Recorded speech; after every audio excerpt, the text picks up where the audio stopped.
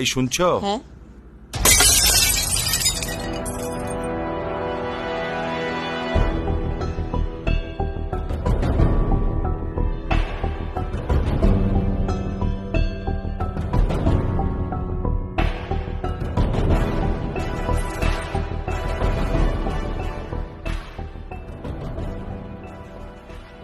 ছবিটা ভাঙলেন কেন আপনি? আমি ইচ্ছে করে তো ভাঙি নাই, হাত থেকে পড়ে গেছে।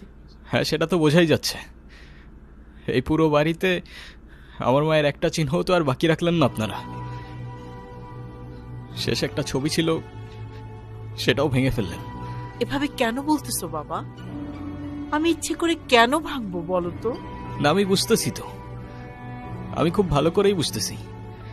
আপনারা যে সব প্ল্যান করে করতেছেন না, সেটা আমি খুব ভালো করেই বুঝতেছি। প্ল্যান করে করতেছি মানে? এটা আবার কোন ধরনের ল্যাঙ্গুয়েজ? প্লিজ ইভান, রাগ করো না বাবা। হইছে, মাফ করেন। আপনারা দরদ দেখাইতে হবে না। ইভান, তুমি তোমার মায়ের সঙ্গে এভাবে কথা বলছো কেন? মা? কে মা? আপনি আমার মা? ওনাকে বলে দিয়েন যারে তারে এনে আমার মায়ের জায়গায় বসাই দিলেই সে আমার মা হয়ে যাবে। ইভান,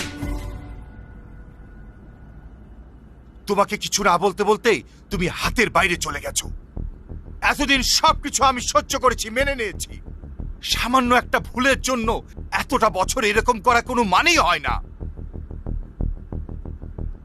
ওনাকে বলে দিয়েন এটা কোনো সামান্য ভুল ছিল না।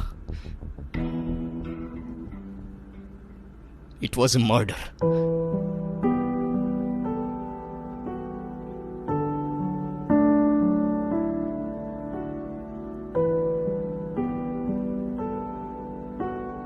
ইভান, ইভান,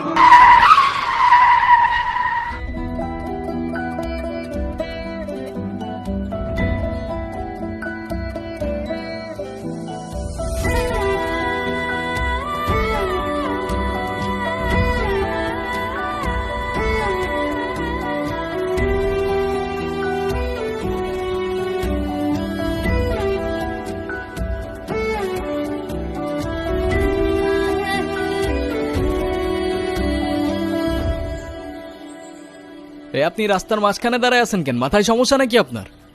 এখনই তো অ্যাক্সিডেন্ট হয়ে যেত, তারপর দোষটা হইতো আমার। আরে আজও এখনো দাঁড়ায় আছেন কেন? সরেন। সরি।